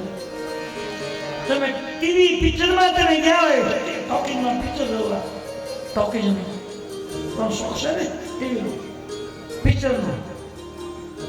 3 કલાક તમે ટોકીઝમાં પિક્ચર જોવા ગયા હોય અને એમાં તમે 3 કલાક બેઠા હોય, એમાં અંધાર થયા હોય અને જે ઉજાળો ન હોય, અંધાર તમારે પણ પડદો જોવાનો નથી. 3 કલાકમાં તમે પિક્ચર જોયું હોય તો આખી સ્ટોરી તમને યાદ રહી જાય. એ કોણ હતું, એ કલાકાર કોણ હતું, એના ઘરવાળી કોણ, કેટલા છોકરા, એનું લગ્ન બધું યાદ રહી જાય, એના ગીતો યાદ રહી જાય. 9 દિવસ રામકથા તમે સાંભળી હોય તો એક ચોપા યાદ ન રહે. આપણે કેટલી બધી કરુણા, અફસોસ થવો જોઈએ, મને દુઃખ કે તમારો સમય બરબાદ શું કામ કરો છો. અને ખરેખર આ રામકથા કે ગીતાજી કે શ્રીમદ ભાગવતજી કે આપણું મહાભારત, એમાંથી કોઈ પણ વાક્ય લો ને, એ વાક્ય તમારા કામ માટેનું છે, તમારી જિંદગીને ઉપયોગમાં આવે, તમને ભવસાગરમાં થાય. એ પિક્ચર તમને કોઈ ફાયદો નહીં કરે. અમુકની બુદ્ધિ બગાડશે, સ્વભાવ બગાડશે, વાણી બગાડશે, વર્તન બગાડશે, જે તે ખાવાની ઈચ્છા થશે. આવું નહીં છતાં આપણને એ ગમે છે. બધું 200 રૂપિયાની ટિકિટ હોય તો ટિકિટ લઈને ઉછીના લે, ડબલ ભલે દેવા પડે, પણ ટિકિટ જોઈ આપે. એ કરતા ઘરે બેન ભગવાનની 5 માળા ભરી બેડો પાર થઈ જાય. એક રામ તપસ્વી તારી, નામ કોટી ખમતી સુધારી, કરોડ પ્રકારના દોષના જોનારો એક નામ લે, એની એક માળા ભરે બેડો પાર થઈ જાય. નથી થતું આ કળી. સત્યને સમજવું અઘરું છે, અસત્ય જલ્દી સમજાય જાય. તમે વિચાર કરો કે નાનું બાળક હોય એને તમે બચપણથી રામ રામ બોલ, કૃષ્ણ કૃષ્ણ બોલ તમે શીખડાવશો તો એ બોલે નહીં, લગભગ ન બોલે. પણ એ હરામખોર બાળકો હોય, રમા સાથે ગાયું શીખી જાય, જેમ તેમ બોલતા શીખી જાય. એને કોઈ શીખવાડે નહીં, સંગ થાય એટલે શીખી જ જાય. આ બધા શીખી જાય. એ અસત્ય જલ્દી યાદ આવી જાય. અને આમાંથી 2 નામ કીધા, એ નામ ન બોલે. એ બાળકોને સંગદોષ લાગે. માણસે વિચારવા જેવું તો છે. આવું સુંદર મનુષ્ય અવતાર આપણને મળ્યો છે, એને ફોગટમાં નહીં જવા દેવું જોઈએ, એનો ઉપયોગ કરવો જોઈએ. ભગવાને આપણને શું કામ મનુષ્ય બનાવ્યા છે, એની ખબર હતી કે હું મોકલું છું, એ મારું ભજન કરશે, મારો કેટલો વાર છે. અને આપણે કાંઈ ન કીને દુઃખ ન થાય ને સ્પેશિયલ ધક્કો વાઈને મોકલ્યા એને મારું કાંઈ ન કર્યું. લાખો રૂપિયા આપતા ન મળે એવી સુંદર માનવ ખાયા તમને આપી દે. એક હાથ તૂટી ગયો હોય અને જો ભાંગી ગયો હોય અને દવાખાને જાઓ તો સર્જરી કરાવો તો 2-2.5 લાખ રૂપિયા થાય. એ ખાલી હાથના, આટલી બધી એમને વીટીમાં આંખનું ગળું, પગનું ગળું, તો અબજો રૂપિયા ત્યાં શરીર ના મળે એવો માનવ દેહ તમને આપ્યો છે. હું એને શું ઋણ ચૂકવું? એનો બદલો શું આપ્યો તમે? ભગવાન બદલો નથી માંગતો, પણ ભગવાન એટલું જ કહે છે કે 24 કલાકમાંથી 1 કલાક મારા માટે વાપરો તો મેં જન્મ આપ્યો, સફળ છે. એટલે તમે મહેનત કરો એવું મારી કામ નથી. અમારે બરાબર કરવું જોઈએ. આજીવિકા માટે, આપણા ભરણપોષણ માટે, આપણા બાળ બચ્ચા માટે કંઈક કરવું જોઈએ, પણ એમાંથી થોડોક ટાઈમ બચાવો. આગી પાછી કરવા ઓછું જવું. ભગવાન મને જાણતા જો નિંદા કરવા બેહ્યા તો કાંઈ વાંધો નહીં, તમે ફળા ફળી બોલે બોલાવે અને દલીલી વાતો થાય. સત્સંગમાં કહો ના રે ના રે, સત્સંગ તો બહુ કર્યો, કેમ કંટાળો આવ્યો? સાચી વસ્તુ છે અને સાચી વસ્તુ આપણા મનને અનુકૂળ નહીં. અસત્ય સંપાત બોલ્યા કઈ કે દાદાએ કહ્યું કે કઈ પ્લાન નહીં મહારાજ, સોગમ થાવ તો જ આ મિત્રમાં ઘણું સમજાવવાની કોશિશ કરી, કહી કે એકનો બે ન થયા. રાજાએ વિચાર્યું હવે હું શું કરું? જો કદાચ આમનામ રાત વીતી જશે અને સવારમાં લોકોને જે ખબર પડી જશે ને તો મારું હલકું ગણાશે અને કઈકીને મારે સમજાવવા જરૂરી છે.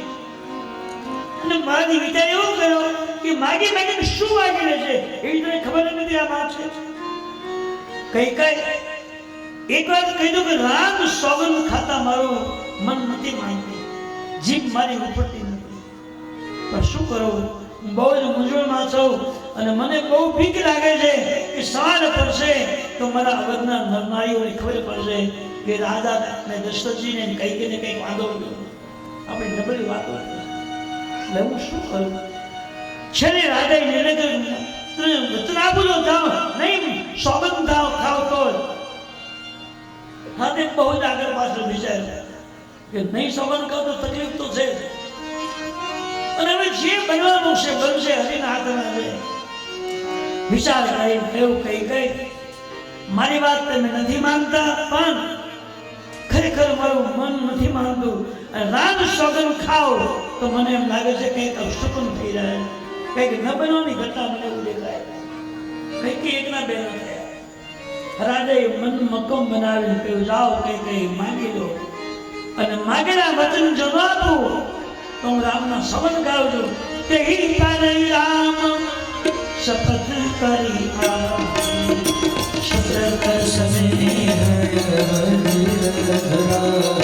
માગી લો. જો માગેલું વચન આપવું નહીં તો મને રામના સંબંધ. રામ સંબંધ બોલતા બોલતા મારાથી આંખમાંથી આંસુ પ્રવાહ કરવા લાગ્યા.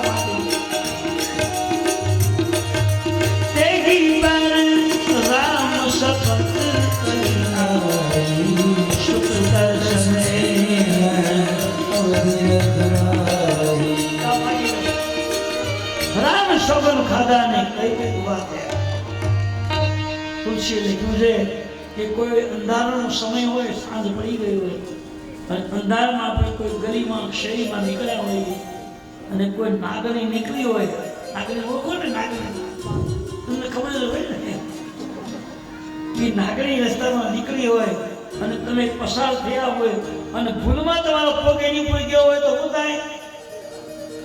નાગણી પર પગ પડ્યો હોય તો થાય શું? નાગણી એકદમ ખીજમાં આવી અને પાછી વળે, અડધી પગ નીચે હોય, અડધી ઊંઘી થઈ જાય અને સીધું જ બચકું બને.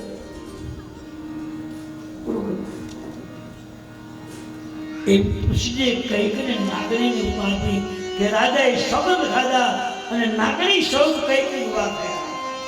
આ તો મહારાણીજીને નાગણી કેમ? તો તુલસીજીએ ખુલાસો કર્યો છે કે નાગણી જે છે એના બચ્ચાઓને જન્મ આપે છે અને પછી પોતે બધા બચ્ચા ખાઈ જાય. એ એક સિદ્ધાંત. જો કોઈ પોતે ખાતી ન હોત તો આપણે જેમ વસ્તી વધીને જગ્યા કઈ નથી એમ નાગણી બહુ વસ્તી વધે અને ક્યાંય આપણે ઉભા ન હોય, બધે બટકી બની જાય. એ ભગવાને યોજના કરી કે એની માને જ જન્મ આપવા, માને જ એ મતી આપી કે પોતાના બચ્ચા પોતે ખાઈ જાય એટલે આપણે ટેન્શન ન રહી તકલીફ. એમાં કોઈ ભૂલમાં રહી ગઈ હોય એ મોટો સત્તો બનીને પછી હેરાન કરે, બાકી તો બધું ભૂલ કરે. એ નાગણીનો સ્વભાવ છે કે બચ્ચાને પોતે ખાઈ જાય.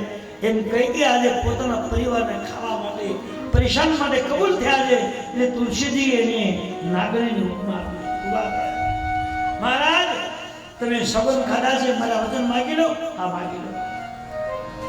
સાંભળો પહેલું વચન, સોનાવું પ્રાણ પ્રિય ભાવજી हो एक बर भरत ही पीता। પહેલું વચન મારા પુત્રને મસાલથી બોલાવી અને અવધનું શાસન આપી દે. બસ અમારી પહેલી વાત. રાજા હસવાને કહ્યું કે આમાં કઈ મોટી બાબત છે? આવું તમે કંઈ કર્યું જ ન હોત અને સીધું મને કહ્યું હોત કે ભરતને ગાદી આપો તો હું ભરતને ગાદી આપી. કારણ કઈ તમને ખબર નથી. રામ અને ભરત મારી ડાબી જમણી આંખ છે અને માણસને પોતાની આંખમાં જો ભેદ હોય તો મને રામ અને ભરતમાં ભેદ હોય શકે. કઈકને કહ્યું કે કઈથી મને આવી ખબર નથી અને તમે એમાં આટલી મોટી નાની વાત મોટી વાત કરી નાખી. મોરે ભારત રામની આંખી સત્ય કરી શંકર સા શિવજીની સાક્ષીએ કહું છું કે બે દીકરાઓ મારે ડાબી જમણી હાથ લે જાઓ. કાલ સવાર પડતા પહેલા હું મસાલથી ભરતને બોલાવું છું અને જેમ રામજીને ગાદી આપતો હતો એમ ધામધૂમથી અવધનું શાસન ભરતજીને આપી દો. જાઓ. કઈ મોટી વાત. પણ કઈ બીજું વચન તો સાંભળો પછી મને વાત બોલો શું છે? સાવધાન રહેજો. બે હાથ જોડી કઈ પગે લાગે. મહારાજ મારી ખાસ વિનંતી કરો છું. બે હાથ જોડીને પગે લાગી દોજો. માંગે બુધું સર બરકર જોડી પૂર્વનાથ મનોરથ મોરી. કઈ પગે લાગી કીધું મહારાજ પગે લાગીને માંગુ છું અને બીજું વચન મારું પૂરું કરજો.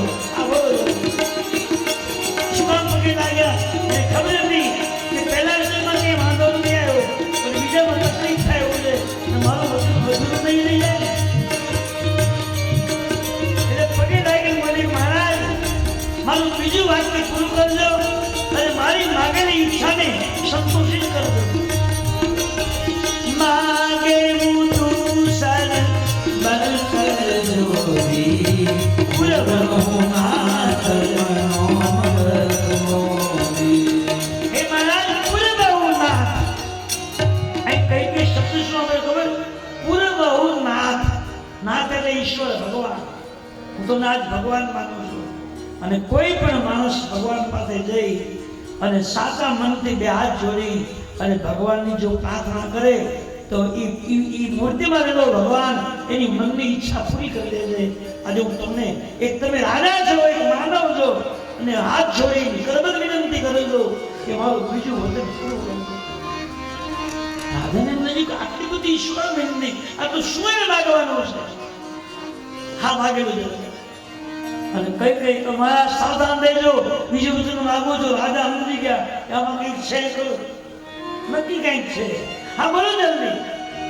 અને કઈ બોલે મહારાજ બીજું વચન માગી લેજો. સમજી લેજો. ધ્યાન માગી લો.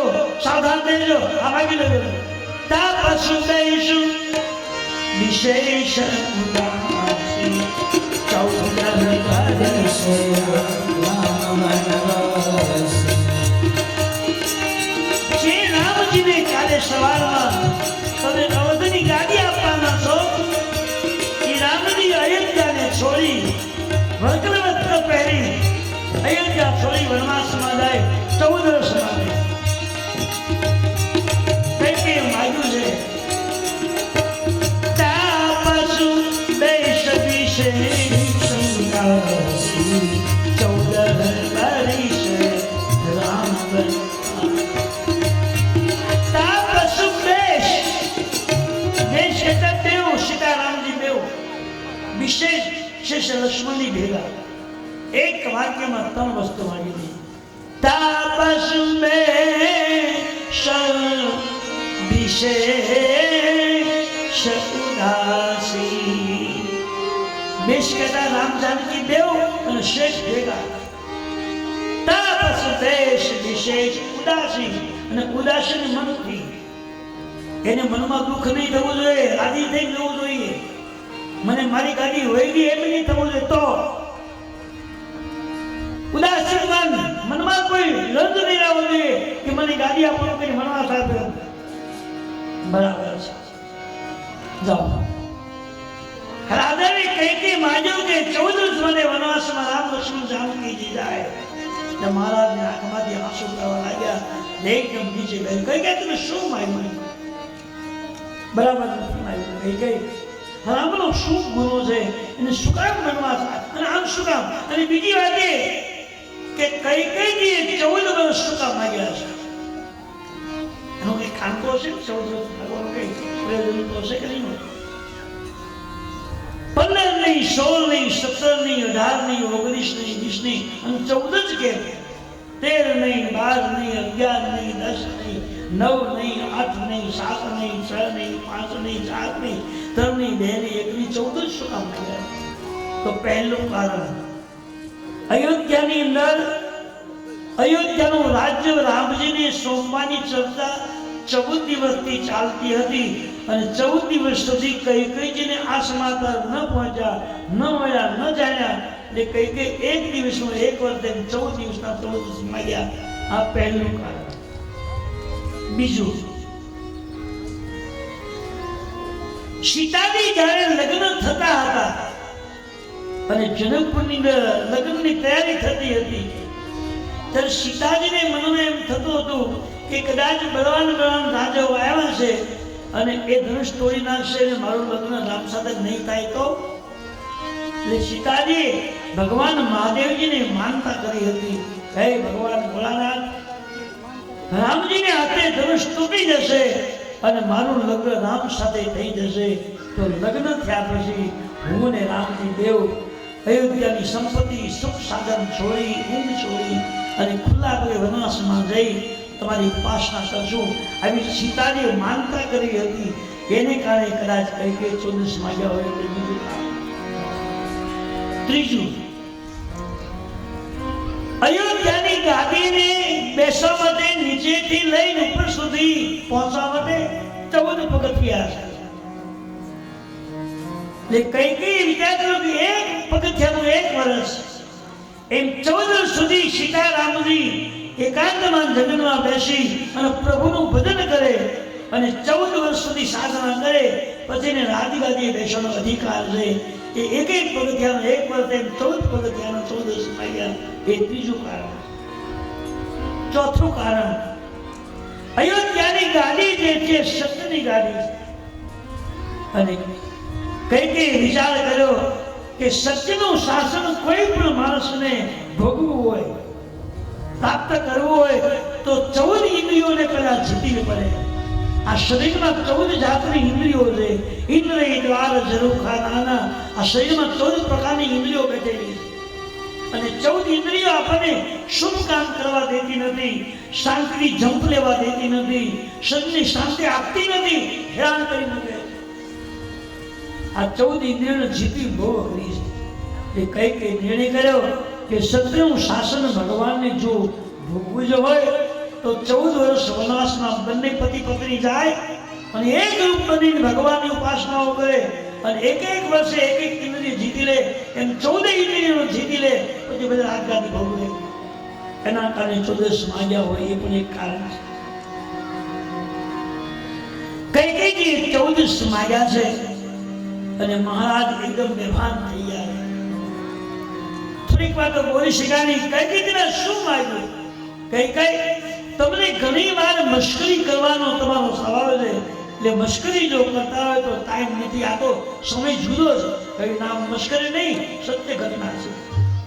કૈકેયી, મને એમ લાગે છે કે તમે કુસંગીનો કોઈનો સંગ કર્યો હોય અને આ 14 વર્ષ તમે માગ્યા છે. મને એવું દેખાય. રાજા કહ્યું કૈકેયી, હજી કહું છું તમે સમજી જાઓ અને તમે જો નહીં માનો અને રામ વનવાસમાં જશે તો તમારો ચૂડલો અખર નહીં રહે, ભલે ન રહે. બાકી મેં માગ્યું બરાબર છે. રાજા સમજી ગયા કે કોઈ એવો પાઠ બનાવ્યો છે કે મંથરા કૈકેયીને કોઈ એવી જ લાઈન આપી છે કે મારી વાતને કૈકેયી માનવા સંમત નથી. અને કુસંગનો રંગ જરો બહુ અઘરો. સફેદ કપડું હોય ને એમાં કાળો ડાઘ પડી ગયો હોય કાળો તો દેખાય બહુ. પણ એ કાળા ડાઘને જો તમારે કાઢવો હોય તો ખૂબ સાબુ ઘસો, ખૂબ બ્રશ કરજો. એ સાબુ કાળો થઈ જાય, બ્રશ કાળો થાય, પણ કપડાનો મેલ મૂકતું નથી, દાગ મૂકતું નથી. એવી એવો સિદ્ધાંત લીધો છે. એ કપડામાં એવી એ દાગ એ લોકો હેરાન કરે. પછી જીવનમાં દાગ પડે શું તકલીફ થઈ ગયો? જો કપડામાંથી પરિસ્થિતિ ખરાબ થતી હોય તો જીવનમાં શું બને છે?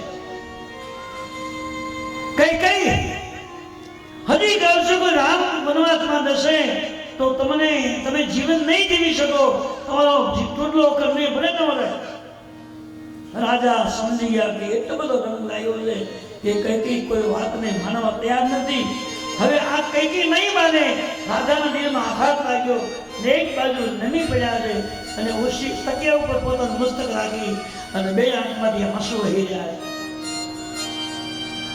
આંખમાંથી આંસુ લાગ્યા અને કઈ રાજા મનમાં વિચારે કે મને આવી શી ખબર, નહીં તો રાજગાદીની વાત જ ન કરે. એને પ્રશ્ન થતા હવે શું કરવું? કઈ